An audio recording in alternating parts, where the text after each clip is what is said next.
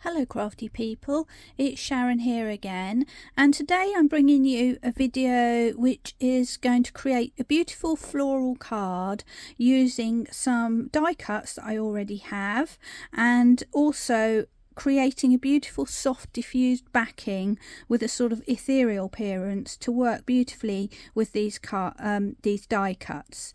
Now what you'll find is this is really easy to create the background, and we're going to do that first. And of course, if you don't have these particular dies, you could add any floral elements to the front of your card to give a similar effect. But meanwhile, let's get going and start creating our background. I'm going to be using Distress Oxide to create my background today. When you use them with water, they give a lovely soft but slightly chalky effect, which is perfect for this kind of background. I've got some regular stamping card, so this is 300 GSM and it's smooth white card, which you can get from lots of places. I've actually die cut mine using one of my favourite Carnation Crafts nesting dies, but you could obviously cut it just as a plain rectangle if you wanted to, depending on what stash you've got available.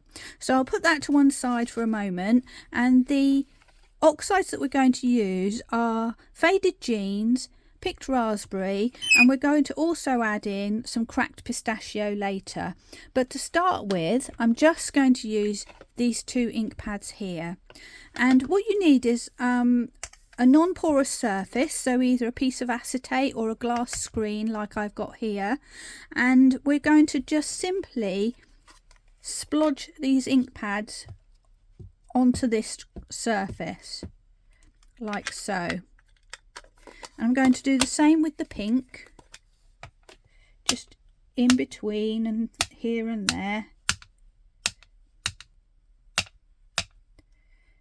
I'm trying to dab it so that I don't contaminate my pink pad with the blue at this stage. And you can add as little or as much as you like. I've put more there than actually the size of my card, but that at least gives me some options to move my card around. And next thing I'm going to do is take a water spritzer, and I'm going to spray some water onto the ink. And then it's time to get messy and just start moving your finger around and through the colours just to spread them and take away some of that harsh lines that we created from the ink pad. And again, you can go side to side, round to round, round and round, whatever you like really. And then we're ready to place the card on top. So I'm just taking my card, pressing it down and just giving it a gentle press all over. And then we'll pick it up and see what we've got. There, beautiful. Now I can see there's just a little bit missing here, so I'm going to go back in, just fill that in just because I want to, but you don't have to. There we go, beautiful ethereal colours, which where the pink and the blue have mixed, you get shades of purple and all sorts. So the next thing to do is to let this dry, or to dry it with your heat tool, and clean up obviously what's down below here. So I'm going to do that now, and then we'll come back for the next stage. My basic background is all dry now, and you'll notice that if you use a heat tool or even leave it to dry by itself, you will get the paper starting to curve. And one way to combat this as you're drying it is to dry on the front, then flip over, dry on the back and flip backwards and forwards, which will minimize that curving. But you're always going to get a little bit because it tightens up the fibers in the paper. So I'm just giving it a little curl.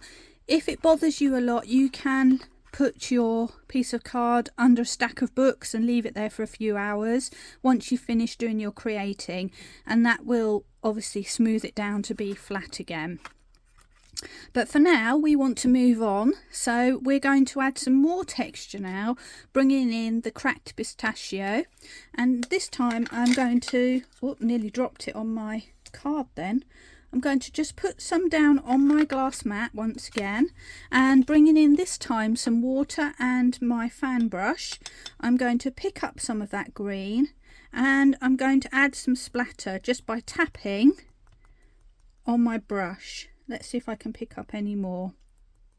And all that's doing is adding a little bit of interest and something different, a slightly different colour.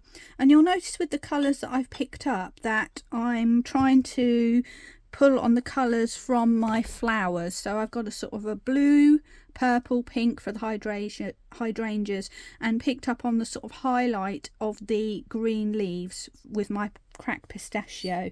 So if you were using other flowers, you could do exactly the same thing. Pull out some of those colours and use those.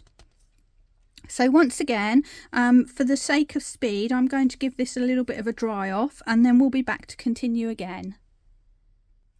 And now that I've finished that stage, if I bring this closer, I'm not sure if you can see, there's some very delicate little pistachio green ink splatters on my page. You could use anything you like to add that. You could use a completely different colour. You could use some sparkle pens, or Gansai Tambi sparkle if you wanted to, but I'm keeping mine sort of smooth and flat. And now I'm going to add another layer of texture by bringing in a stamp. And what I've actually got is a script stamp. I'm not sort of advocating a particular one because there's lots of them out there, but this one happens to be writing as if it's in a fountain pen, and it looks like it's in Latin or something. So why I like this is because it's not got a particular verse to it, so it means it's quite generic. And I found this at Inkylicious, so if you have a look there, you might find some of these lovely stamps yourselves. Also Lavinia do some lovely ones, and they often are magical themed or about winter or spring or summer. So if you want some specific wording, that's a really good place to look. Now I am using my same ink pad, my Distress Oxide in Cracked Pistachio, and I'm just adding that all over my stamp. But what I'm going to do is turn it and place it randomly around my card. So I think I'm going to start up here, and I'm not worrying if I get a perfect stamp. I'm just randomly stamping it in there. And if I want to, I can refresh and add some more wherever I feel like I want to. Like I feel like there's a gap up there. So you can add more or less depending on what you feel like at the time. And what you end up with is this impression of writing on your background, but it's not something that you can particularly read. So I really love that appearance. So I'm just going to give my stamp a little quick spritz and wipe off. And of course you could spritz and water down that writing and add it again, so you've got a sort of a blurry effect with the same writing. That's something else you can do. So there's lots of options with playing with these sort of papers or these backgrounds, and once you get going you kind of really get into it. Now I want to provide a bit of an edge to my paper now, so continuing with my Distress Oxide, I've picked up a blending brush, and I'm actually going to just add a very small amount around the edges. I'm just touching the edges, I'm not coming all the way in, and I'm going to just give that a little bit of green hue around the edge so that we're drawing the eye into the middle of this panel. It's not just coming to an end with no sort of explanation, if you like.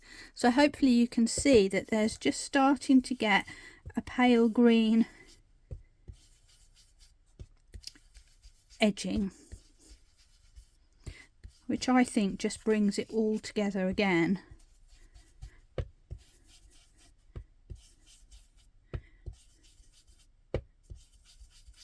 And again, if you wanted to, you could bring that further into the middle, especially on the corners, so that you kind of got a vignette feel about it. But what you'll notice is that green going over the purple does kind of make it a little bit grey looking, which is fine because it's just another tone of the existing colours. But you might not want to do that you might not want to bring that all the way in and sort of dull off those beautiful colours that you've created. There. So now we have a border, and for me that's my backing panel pretty much finished. So I'm just going to take a moment to clean up, and then we'll be back for the next stage. Okay, so I'm all cleaned up now and ready to go on with the next stage. And what I've done in the meantime is I've just mounted my original piece of card onto a corresponding colour, which is a purpley colour that I've picked up from within my flowers. And now the most important thing to do is, although this is general script, we want to make sure it is the right way up, because you will notice that even though you can't read it. So I'm just making sure that I have my piece of card facing the right way, and then I'm going to actually mount it directly onto my final card, which is an A4 or A4 piece of card folded in half.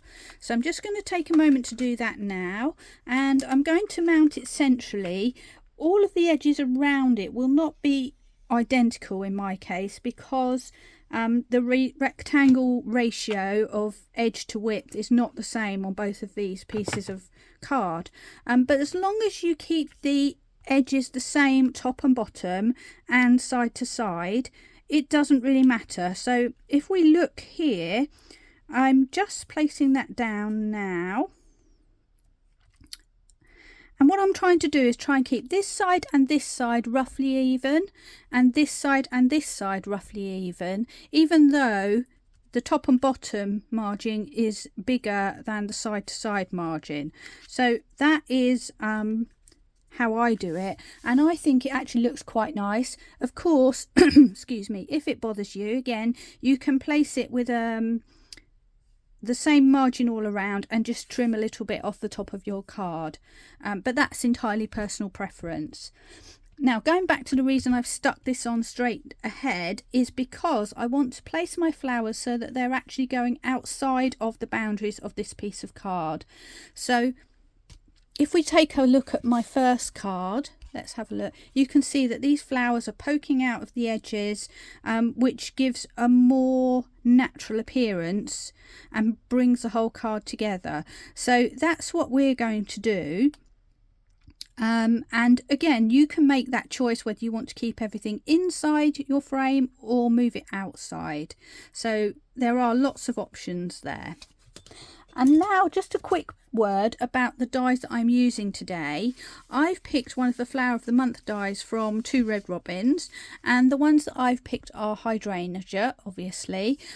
You can still get these are from some time ago, but you can still get them on the website, and they have the coloured prints that you can use to actually die cut the exact same flowers that I'm doing now. So there is a large version, a small version, and this one called a bouquet, which has got lots of little pieces that you can add in to build up your design, which is exactly what we're going to do today. So starting off, I'm going to start with my biggest hydrangeas, which I've already die cut, and as you can see, they are pretty big as my hand pretty much, and I'm just going to get a feel for where I want to put everything. So I'm going to have one sort of here, one going off the side, might put that over the top like so. Oops, it's caught up. And then I'm going to get another pinkish kind of one to go down at the bottom. Let's see, what have we got? We've got a pinky one here. And they're just all crisscrossing over at the base here. So I think that's quite a nice starting point. I can see that everything looks a little bit random at the moment, but we're going to add some extra pieces to actually build on that. Now it's up to you whether you want to round off your flowers or you want to stick them flat. What I decided to do was stick the base flowers down in quite a flat pattern initially, so that's what I'm going to do now with my pink flare glue. But I'm not going to stick them at the edges, I'm going to just stick them in the middle so that the natural curve still happens. So just picking that up and adding some glue. Oops. And putting it back in place roughly. There we go. Now with this glue it will stick, so you're not going to end up with too much wiggle room. So you need to sort of commit really if you're going to do it this way. You can do the same with the silicone glue and just press it down flat and you'll still get a stick, but you'll get a little bit of movement if that's what you prefer. But I'm just going to go for it with this so that it will dry quickly. And again, I'm positioning my flowers so that they're overlapping but also going outside of that zone, if you like. Now that one's sticking up quite a lot, so I'm going to just add a little bit extra. There we go. And you'll notice I'm not sticking down the stalks just yet, because I want to just be able to move those around if I need to. But to be honest, I think this pink one is probably good enough, so I'm going to just add some glue to the stalk only, not that leaf, just the stalk. Well, if my glue will come out. Just need a few dabs just to secure that down in place. There we go. And then we can let this one lie over the top.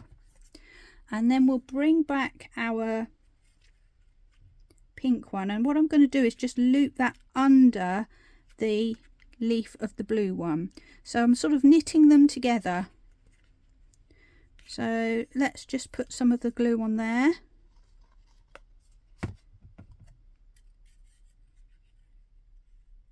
And let's find a nice position for it. So I'm going to bring that down a little bit, but leaving the leaf just overlapping this big flower up here, so that they do look like they all kind of belong together. They're not just sort of floating in space effectively. Now there's not a lot more I can do with this one, so I am going to just glue down the stalk of the little pink flower. Everything's getting in the way. There we go. And just need the tiniest little bit of glue. That was too much really, but that's fine. And then we can bring back our flower, our blue flower stalk. There we go. And I think I'm probably ready now to bring that one down and stick it down as well. And you'll notice I'm not sticking it all over, because that gives me the option still to go into these little areas and maybe tuck something underneath if I want to. So that's my three main flowers. The next thing I'm going to do is bring in a bunch of these random pieces, which I'll just put this to the side so you can see. And these all come from the bouquet die, which had all those little pieces in it, which is this one. And what I want to do is use some of the leaves and things to build up my image a little bit. And you've even got some spare stalks in there, so I might come in and just add a little spare stalk in there. I think I will, just because I can. So let's put that in.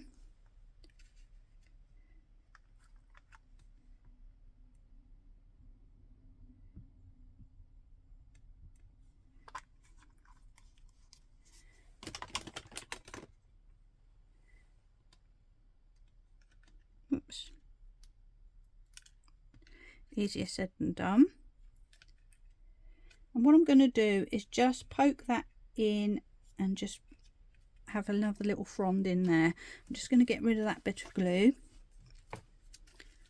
Okay, so now we're ready to start adding some extra. And the first thing I'm going to do is I'm going to take my silicone glue and I'm just going to put something under these two leaves and maybe this leaf here just to raise them a little bit. I'm hoping this is going to behave itself, my little syringe, because I had a little bit of an explosion earlier, but hopefully it will squeeze out. Yep, there we go. So I'm just squeezing a bit and pressing down gently. Same with this one. And if you don't have silicone glue or you don't like it, you can of course use sticky foam pads if you prefer.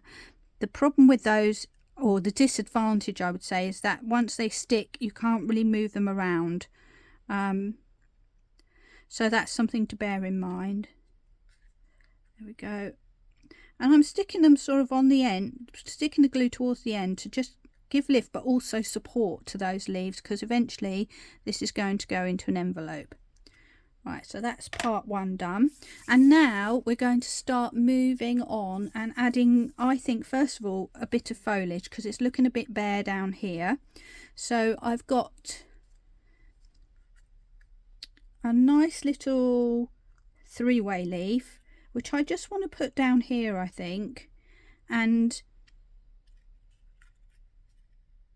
yeah, just to give a little bit of extra oomph, shall we say. And again, I'm going to raise it a little bit, so I'm going to curve my leaves with my fingers, maybe just a little bit, but I'm going to anchor with my pin flare glue in the middle. So first thing I'm going to do is take my pin flare and just put a blob of that somewhere in the middle, which will anchor that to the card. Then with my silicone glue, add a bit to each of those leaves, which will give them that little bit of height. And then it's a case of finding where you want it to go, and remember that you want to kind of overlap things a little bit so that it doesn't look like everything's lined up in a row. So there we go. And there's the benefit with our lovely silicone glue, is that I can actually move it around a bit. So I'm going to bring that down so that these two leaves are not in an exact, they were in a straight line initially, so I've done that. But I've also got another leaf here which I'm going to add to the top, so that could go there, could go there, could have a couple of leaves, I guess. But I'm just going to add that in there, and I'm going to do the same thing. So a little bit of pin flare to anchor it to the card, and then a bit of silicone glue to give it a lift. And again, if you are worried about postage or things like that, or you don't have those kind of glues, you can of course just stick them all completely flat.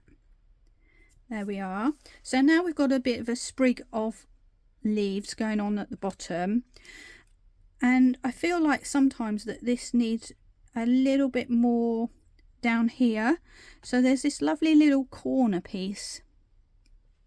I'm just going to add that there so that we kind of got a flow from top left to bottom right.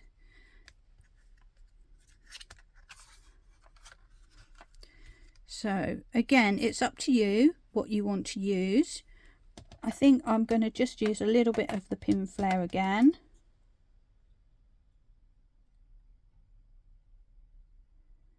And you know, you don't have to cover it, you just want something. When it dries, it will dry solid, so it will hold this little piece slightly away. But I don't want it too 3D, it's just a little extra, not a main event. And again, in my positioning, I'm positioning it just over the edge, so that little details go over the edge of my original frame. And now the only thing left to do really is to build up some of these flowers a little bit, and again these bouquet pieces come in very useful for that. So I've got a pinky blue one here which I can add into the middle, but I probably don't want the leaves in the middle. You can do, but I don't on this occasion. So I'm going to just take a moment to cut some of those off. And with these types of dies, it's very easy to do because there are little guidelines that you can just go around the edge and there are little notches holding these leaves on, so they will just sort of snap off, which is really nice, and means you can use them to tuck under somewhere else if you want to. So we could tuck under there, except I've glued it down, or you know, you could tuck it under here, which actually I think looks quite nice, so I might do that. So I'm just going to add a bit of my glue to the base, just stick it in to make sure that those rough edges are covered. Just give a little press, and that leaves me with another leaf here. So I'm doing the same thing again. It's really quite satisfying actually when you hit one of those little notches and it just clicks and separates. There we go. So I've got a spare leaf there. Oops, everything's flying. And now I can sort of bend around if I want to, and I've got some additional flowers to add to the big middle of my pink and purpley hydrangea. So I'm just going to put a blob of silicone in there, and it won't line up because they're different, but that's the nature of those sort of flowers. So I'm just going to plonk it in there.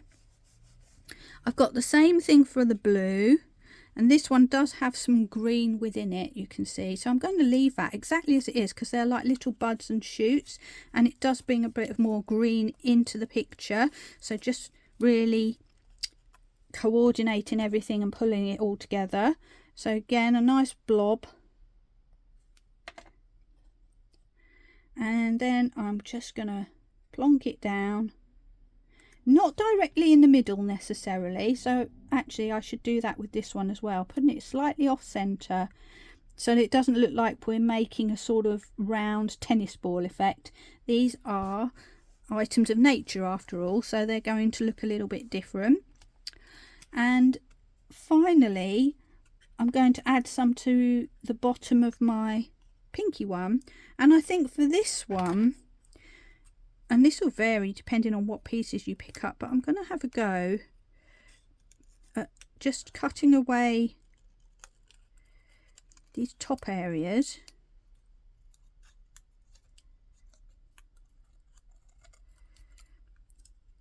I'll take that little bit away because that's a bit harsh.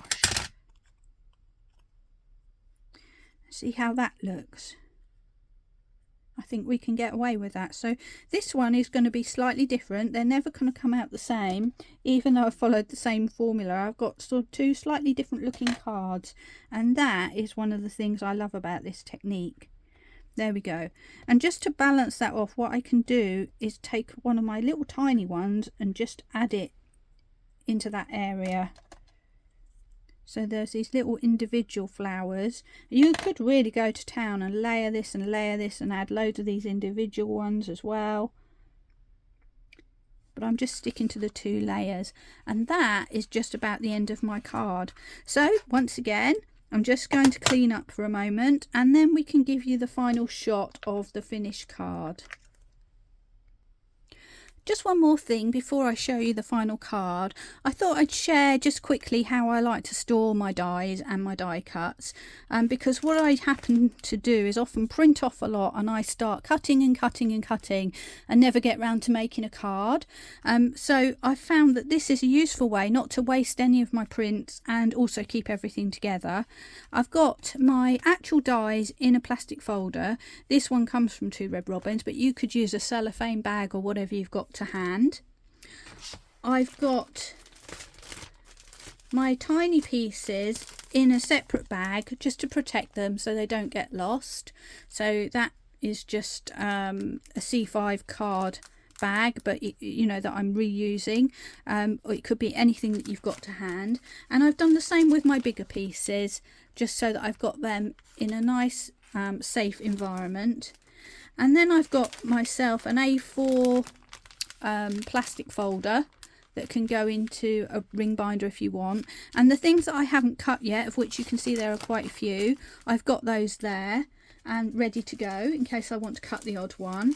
And I'm just going to put all of my stuff in that folder, including my dies, and then I've got everything safe and together and ready to go for next time I feel the moment of inspiration with this particular set. So that's just how I like to do it. And now finally, let's bring in that card that we've just made. There we go, all finished. If you're in the USA, you won't have had Mother's Day yet, I don't think, and so I think this would make a fabulous Mother's Day card. You could make a little tag sentiment to go at the bottom here, or you could just put your sentiment inside. I just think it's perfect for all sorts of occasions, really. So I hope you enjoyed that. If you did, I'd love it if you would come and join me, subscribe to my channel and like my video, share it with your friends or anybody you know who's crafty, because I don't mind who you share my videos with, I just want to get the lessons out there. So thank you ever so much for joining me, and I hope to see you soon with a little bit more crafty inspiration. Bye for now.